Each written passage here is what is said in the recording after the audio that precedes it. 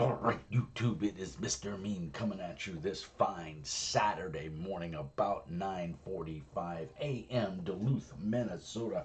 I hope everybody is doing well. I spilled a little coffee. It's a tragedy. Um, of those that follow me on Discord or stay up on my Facebook page know that I just got back from Louisiana on Monday. I went down to visit my in-laws. Their health is poor, and so we wanted to go down and check on them. And it was also my wife's birthday, July 2nd. So a very happy birthday to her. We had a wonderful time while we were down there. I got extremely sunburnt, which is funny because I'm half Native American, and I often brag how I don't sunburn, and I always, I always get a nice reddish gold tan, and I look, awesome in the sun. And then this year, I burnt like a lobster. I don't know how well you can see it. Yeah, it's not too bad. It's gone away pretty good there. But yeah, um, living in the north in Minnesota, and for the last 4 or 5 winters, we don't get a lot of sun up here, and yeah, so. Yeah, Mr. Mean burnt like a lobster, and my wife's like, "I told you so." So it was pretty funny. It hurt like hell. First time I really remember ever being sunburnt, even as a kid. We used to go to Florida every year for summer vacation, and I never sunburnt that I remember. So, kind of really realized that I don't like it. It's not a fun experience. So, for all you fair-skinned people out there who sunburn, I feel you now. But I'm on the mend. Also, I think probably due to the airplane ride and all that lovely recycled air, the wife and I both got COVID. Um, I'm on the mend. I'm still congested. It wasn't, or it is not nearly as bad as the first time I got COVID back in, I think, January of this year. I was utterly dying and really uncomfortable, and just body aches and everything. All of that still, but not nearly as bad as the first go round. And then I got some meds from the doctor, um, Paxlovid. Um, it's a 5-day supplement that you get, and I took it. I'm on day three. Just started day three. Got my coffee. So today's video. Guess something on my tongue here, man. I don't know what's going on. Today's video du jour is a little break from the norm. Normally we do tabletop role-playing games, and we do talk about miniatures every so often, especially in the realm as how they relate to tabletop games. But recently, my good buddy Darren, aka D-Train 2300 on the Discords, got me hooked on something I've known about for years, but I just never got into it. And it was Blood Bowl. Um, I'm a football fan. Everybody, I think, on the channel knows I'm a big Saints fan. I got my R2 Breeze, uh, you know, huge Saints fan. And I think I'm going to, I'm definitely hooked on the game. I've played, I think, 2.5 games with my buddy Darren. We played two, like, intro games to kind of, like, get the feel of the game. And oh, we're halfway through our second game. We played an introductory, uh, these are the basic rules. This is how you do. This is the purpose of rolling, and yada yada. Understanding the basics of the game, that went really well, and I enjoyed it. Now, here's the thing, and Darren keeps telling me this. He's like, the dice are going to fuck you, and they are. That is the nature of Blood Bowl. You roll 2d6, sometimes 3d6, depending on how the mechanics go, and the dice all have their symbols, and you get to, in most cases, you get to choose the best die for you. Oh yeah, here's the Blood Bowl dice. You can actually buy the GW set. I have the Nurgle set. But yeah, the dice. If I can get one of these dice out without killing myself here. And I apologize. Like I said, I'm a little congested and stuff. Been fighting a headache. Feel a little bit better. the meds there give a horrible metallic taste. Feels like I've been chewing aluminum foil. Um, but but but the dice all have special symbols on them. So, and you learn what those symbols are. I'm not going to go through them, and my point here is not to teach you the game. My point is to maybe get you interested in it, or where you want to pick it up yourself if you're not already a fan. And how could you not be? It's fantasy football where you get to murder the opponents. Um, but I will say it's a lot of fun, and I was hooked immediately. I don't know why I didn't find this game years earlier. Um, well, I know why. I'm not a fan of Games Workshop. I don't like their pricing. I don't like the way they treat their customers. I don't like to support GW. So the nice part is I bought 90% of this stuff either used or aftermarket. So I really didn't give GW any money up front. Now, they may have gotten a slice of it, on the back end from the people who originally purchased it, but at least it's not me giving them the money because I just don't like the way GW treats its customers. But that's a rant for a different time. Um, so what I did is I'm a huge fan of Nurgle in the Warhammer fantasy realm. Uh, the god of pestilence and plague, Grandfather Nurgle, Papa Nurgle, as he's called, the Great Unclean One. Um, and it's just a huge thing. So, of course, Blood Bowl has a representation of that, of Nurgle's rotters, which I have the miniatures, and I'm working on painting them. Um, this is my rot spawn. I've got some undead flesh on him, some necrotic flesh from Army Painter, which I think just makes a perfect flesh. This is a second coat. I think that's all I'm going to have to do. He's going to have a big tongue coming out of his, that black right there is his gaping maw. Um, and I'm going to, I don't know why I didn't just do this the first. I'm going to paint the tentacles kind of a purplish, greenish color, I think. And then, of course, his teeth will all be nasty. And then there's a big tentacle that comes out of his mouth, um, which is right here. So you can see that. It's got a nice coat of paint on it. So um, these are Red Grass Gaming paint handles. They're really great. They fit my chubby hands really well, and you can spin the top, and then the top comes off like that. I'll get it later. It went flying across the room. Um, so anyway, so obviously it's a paint and collect kind of thing. If you're not into painting miniatures, to me that's a big draw of the game. But you can buy pre-painted miniatures, or you can buy painted miniatures from somebody who's will paint them for you. Contract painting or whatever they call it, commission painting. There we go. But there's a number of things you need for the game, and then there's some things that are strictly optional. That's kind of what I wanted to go over.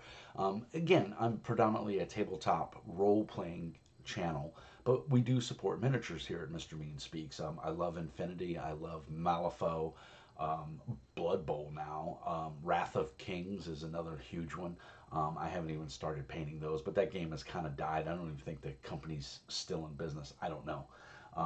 But I did get their core rule book, but I see it's on Miniature Market now for like $6 or something. So, and you can get the miniatures dirt cheap. But I will tell you, they are some fantastic miniatures, and the gameplay for the game is really well. And I probably should do a review of it because since you can buy the stuff so cheap, some of you that like the game might like it. But anyway, Blood Bowl. What do you need? What's it all about? Well, it's fantasy. Um, it's in the Games Workshop universe, but don't let that deter you. There are a multitude of printers, 3D modeling printers and 3D designers that make alternate miniatures for Blood Bowl. Grebo is one of them. Is it Minotaur miniature. Just do a Google search. You'll find tons of them. Grebo is the big one. They're they are in the midst of recasting all their metal miniatures into Grebo Knight, which basically is COcast. Infinity is doing the COcast. It's a new, it's like a plastic. It's better than the bones material from Army Painter. Not Army Painter, from Reaper Miniatures. It's slightly more durable. It's still bendable. It will break. But it's the Sealcast machine, and it's super print. It's super fast. Google it. You'll see a bunch of stuff about it. Sealcast, Siocast, Sealcast. But anyway, Grebo has gotten it, and they're recasting a lot of their miniatures. They make a fantastic set of miniatures, and there's all different factions you can play. Like I said, I have Nurgle, so uh, one of the big things with Nurgle is not undead, but they're plague-ridden spawn. So if you don't know anything about it, this is a rotter. So it's kind of, you can see he's bloated, distended. He's got tentacles coming out of him and everything. They're kind of undead. They're kind of not. And they're slow, but they're really tough. And they kind of hit pretty hard. And then they have their big guys, which I don't have one of the miniatures out right now because they're put away. But anyway, you can get lizardmen, you can get Amazons, a whole female team. You can get a Viking-inspired team that has a Yeti. You can get a Goblin team that has a Treeman or Trolls. And you can, of course, buy all the Games Workshop miniatures, or you can go out there and look at third-party manufacturers that make the miniatures, whatever you like. And that's what I like. I like a lot of the third-party stuff. But you need the core rules. And there's some material that you at least have to buy the core rule book from GW or an aftermarket. So I bought mine from AZ Gamer Den, their local shop, I think in Scottsdale, Arizona, or Phoenix or Tempe. But they had the books relatively cheap, a couple dollar discount, and they got them to me real quick. So I ordered the official rules. It's full color, comes with a ribbon. Now, I will say GW did a nice job. The printing quality is fantastic in the book. It's all high color, high glossy page, thick paper, 137 pages. This is all the basic teams and the core rules that you will need to play the game. So if you buy this book, I think it retails for $40, $35.99, $39.99. But you can find it online cheaper. Amazon will have it for a couple of bucks different, cheaper. Miniature Market, Game Nerds, and like I said, AZ Gamers Den. So yeah, really cool. I'm very, very happy with it. So this is bare minimum, this in a team and a pitch. And you say, Mr. Mean, what's a pitch? Mr. Mean, what's a pitch? Well, and you need a team roster, which there's a copy in the book that you could photocopy. There's numerous ones you can download. I found this one online, which lets me, I have atrocious handwriting, so this lets me just basically has drop-down menus. I can select, I can type in the fields, and I fill it all out. So that's my team roster. So you need a team roster that's going to represent your miniatures and your team, and then you need a pitch. So the pitch is basically your playing field. It's basically the football field. And this is the Nurgle pitch. And there are specific rules for Nurgle for the pitch. So there's certain things so the first time blood is spilt, I believe, or things like that. And it's got some cool stuff. So this is the Nurgle pitch. This retails, I don't know if there's a price on here. No price. I don't remember. I know I didn't pay full price for it. I got it off of AZ Gamer Guild, I believe.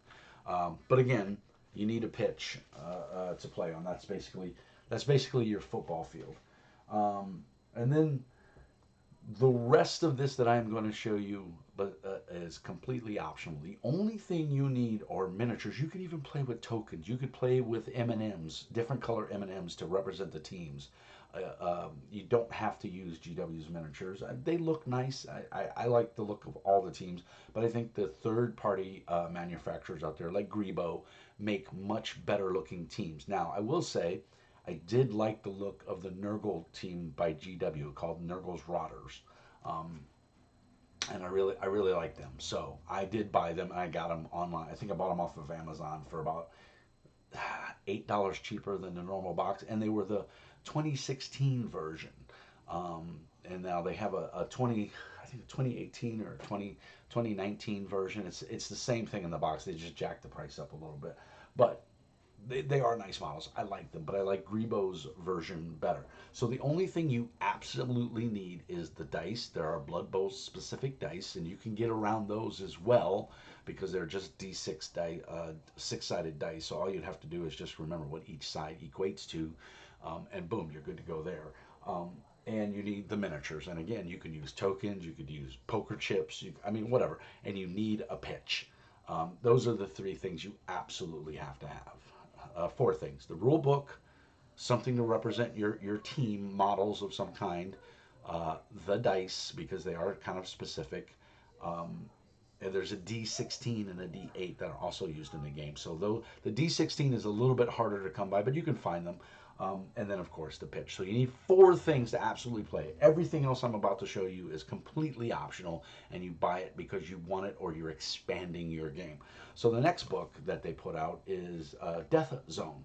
And this is just new mercenary players, new inducements, uh, weather tables, and Blood Bowl 7. So Blood Bowl 7 is the skirmish version of Blood Bowl. Normally, Blood Bowl is played with, I think it's anywhere from 11 to 16 players on a team. You can only have 11 players on the pitch at any given time. You can have less due to casualties and stuff, but I think goblins and maybe halflings are the exception to that rule because they're small and you can get more on there. And goblins cheat, which is hilarious. We'll get to that part of the game in a minute. But Blood Bowl 7 is the same game, smaller board slightly, and there's only 7 players on the pitch. So it's a much more condensed, but this has a couple of new rules in it and things like that. I'm not sure if there's a new team in here or not. Star players for sure. There's adding wizards and stuff, which is pretty cool. You can cast a fireball or a lightning bolt, and like literally take players out. So if your opponent, if you buy a wizard and your opponent like huddles up, they've got a bunch of their miniatures in one area, you can cast fireball and maybe fry them, take several of them out. Because remember, less guys on the pitch is less guys to block and stop you from doing what you're trying to do. Because it is football. It's just fantasy football. So yeah, no new teams that I can see. Haven't really got a chance to read this yet, but I'm very glad I have it because it has new weather effects. Because you roll when you start a game, you roll for the kickoff and you roll for weather effects. So and there can be all kinds of crazy stuff. So very cool to have that. Very cool to have that in the collection as well. And then for Blood Bowl Season 2, which is the current version of Blood Bowl, they came out with, they have a magazine called Spike. I have 2 issues here. I have an older version and a newer version. So this is for Blood Bowl 2016, which the rules have changed for Season 2. Blood Bowl Season 2 is what the current version of the game is called. So the rules in here are not compatible, but I bought this because it was dirt cheap. The buddy at the game store down in Louisiana, big shout out to Kevin over at Paper Heroes because he hooked me up with a bunch of this stuff for a nice discount. And I just bought this to read it, just for the fun of reading it. I haven't even had a chance to really look at it yet, but there's a lot of cool stuff in here. Now, I believe issue 9 kicks off with Blood Bowl Season 2. I believe this is a good book, so I'm not quite sure. It might still be under Season 1 or the 2016 Blood Bowl. I'm not exactly sure. Like I said, haven't even had a chance to read it yet. I bought it while I was in Louisiana, and it's sitting on the shelf waiting. I'll when I go to the doctor's office or I'm taking my kid to an appointment or something, I bring these with me and I just kind of read through them. But what they did for Season 2 is they condensed 3 of the Spike magazines into an almanac. So all 3. So if you had 10, 11, and 12, because I think these come out every 3 months. The Spike magazine comes out every 3 months. If you had 10, 11, and 12, or 9, 10, 11, I don't remember exactly what the breakdown was for the magazines. You've already got these. But what it does is it just gives you, maybe it's 11, 12, and 13. I could be wrong. Yeah, I think it's 11, 12, and 13. So if you had issues 11, 12, and 13, you already have this. There's no need to buy this. But if you don't, and they're hard to come by because GW doesn't print a ton of these because Blood Bowl is not, believe it or not, it's not that popular. In fact, when you go on a GW website, it's not even represented. You got to go search for it, and then they do have a Blood Bowl page with everything you can buy, but it's not as popular as like Warhammer Fantasy or 40K. So anyway, this is just a hardback compilation. I didn't have those Spike magazines. I didn't want to track them down. This was easy enough. They reprinted it, and it's all 3 issues in one, so I got it. So very happy to have that as well. I also got that from AZ Gamers. And then just some other things, other nice to have. So like I said, the Rot Spawn, aka this is called the Maw. I bought it off of Etsy. You can go do an Etsy search for the Maw. He sent me a couple of extra parts. This was a 50 millimeter scale, and I asked him if he could reduce it to 40 millimeter. Blood Bowl is typically 32 millimeters for the normal players, 28 millimeter for the tiny guys, so halflings and snotlings and Gretchen and stuff like that, and squigs. And then 40 millimeter for the biggins. And so this qualifies as a biggin. So he scaled it down and sent me a 40 millimeter base. So super excited about that. Thank you. I don't remember the guy's name, but super cool. Etsy, I mean, I'm really happy with Etsy. One of the other things you can get is, this is a ball carrier. So they give you little tiny footballs, and I don't have one handy to show you. And there's a hole on the 32 millimeter base that you're supposed to put the football in. But due to the basing of the miniatures and how you arrange the miniatures on the base, you can't always get the little football representation in there. And it's just pain in the ass anyway to try and, get the little peg in there. And then, of course, after you base it, you put your tufts of grass or, substrate down, whatever you're going to deal with. It's just a pain in the ass. So someone on Etsy made these, which is super nice. If I can get it to focus there. It's just a little acrylic base. It fits within pretty much the 1-inch square. It also has a deviation diagram on there with the Nurgle symbol. And the whole point of this is you would roll a D8 and see where the ball bounces.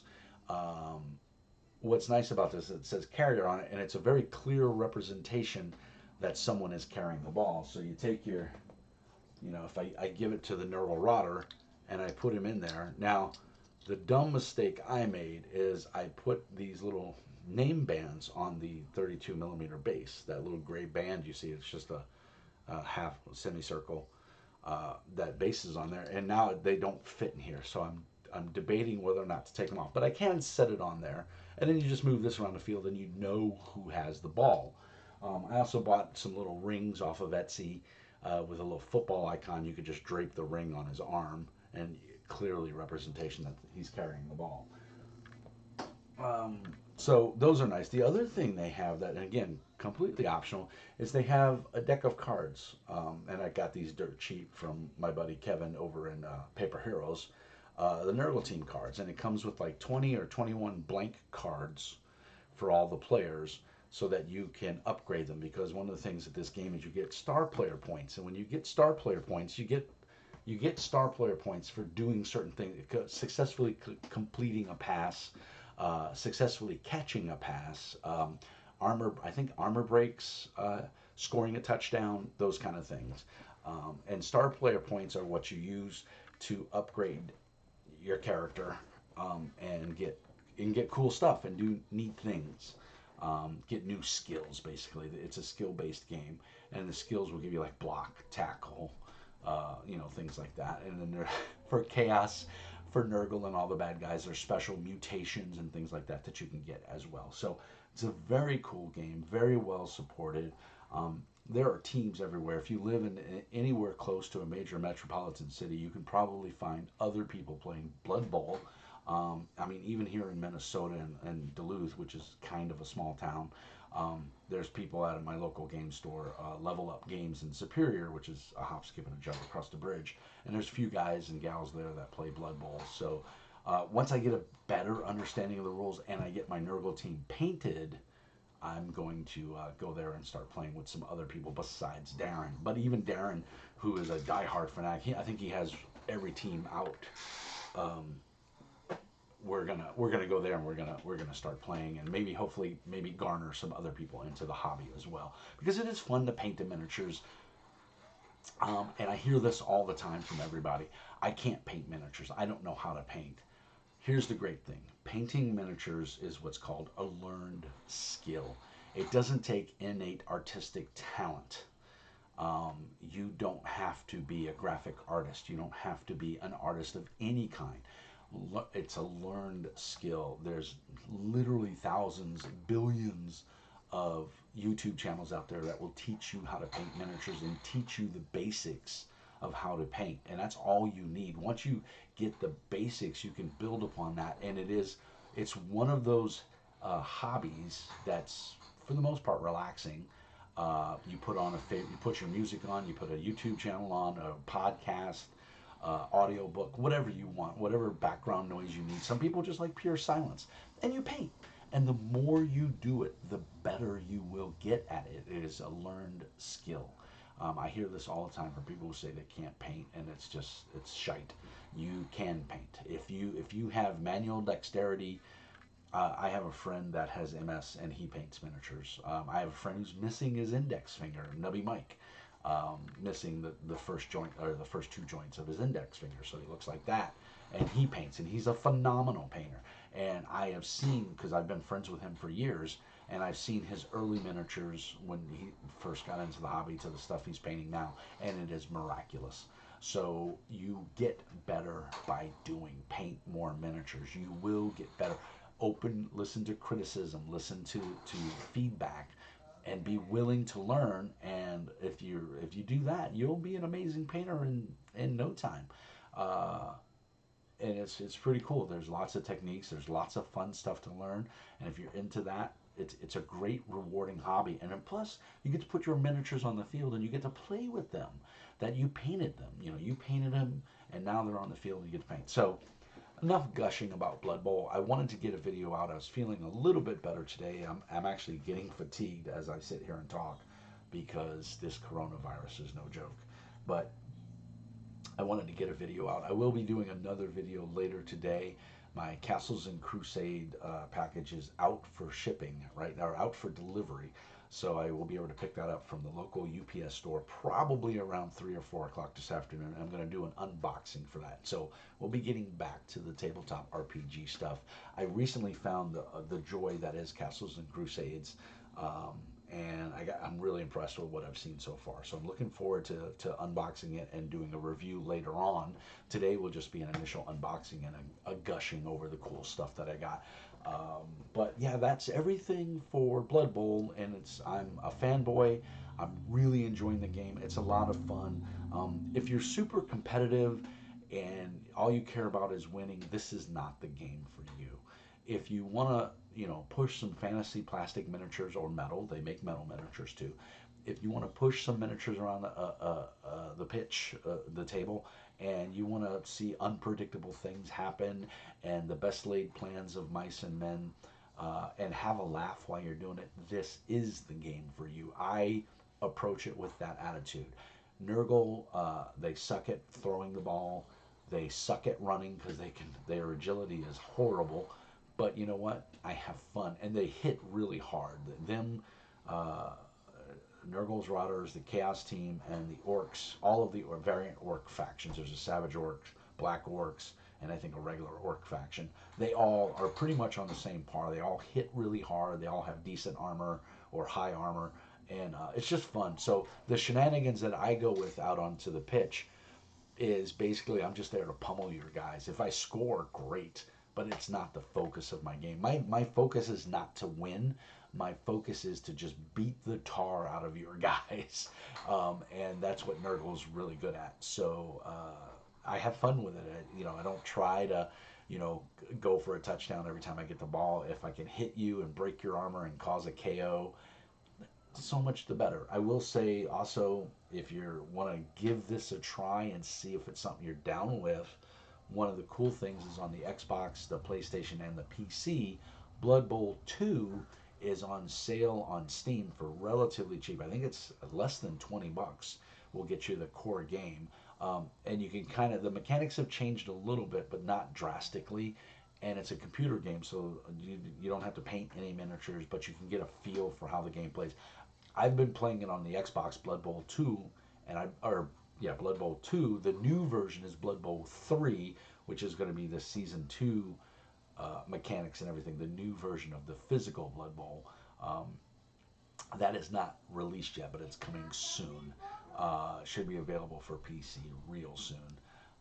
And I gotta say, I'm loving it. I'm having a fun. I did. I got my coach up to like level 7 or 8, and I accidentally deleted my team. So I have to start all over. I have to make a new team and start all over. I've been playing the computer just to kind of get a feel for the game. You can play other opponents and stuff, and you'll have a blast. So if that's an option for you to get in and see if you like it, then go for it. So guys, I know it's been a while since I put out a video, and I know most of you were hoping for a tabletop RPG, but I really had this stuff, and I just kind of got it all, and really been jonesing to do something to support it. Also, if you're a big Twitch fan, you can go watch Blood Bowl games on Twitch. You can watch the streamers play against other people or talk about it. There's just a wealth of information out there, and it's a lot of fun. So, Tabletop RPG Castles and Crusades unboxing coming this afternoon. It'll be uploaded later tonight or early Sunday morning. Uh, and pretty jonesed about that. So stay tuned to the channel. A lot of good things coming. I hope you've enjoyed the content so far. Remember, I'm on Patreon. There'll be links in the doobly-doo, and you can support the channel through Patreon. I'm on Discord. You can come chat with me about whatever. We have some cool sections on Discord. Let's talk about RPGs, of course, is everything tabletop RPG. To find a game, if you're a GM looking for players, it's a great place to post.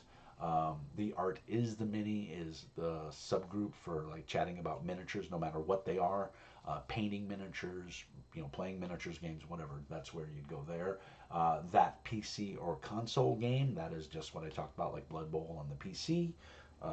But we play some PC games or Xbox games there. Publisher announcements. I have a number of indie publishers that are part of the Mini Army or the Mini Horde, as we say, and they post their content there. So if you're interested or you're a publisher, come join by and get signed up there. And then, of course, my YouTube channel, which is where I post all the links to my videos. So it's just a quick, easy place to go. But as always, like and subscribe. You wouldn't believe what that little thumbs up button does for the channel.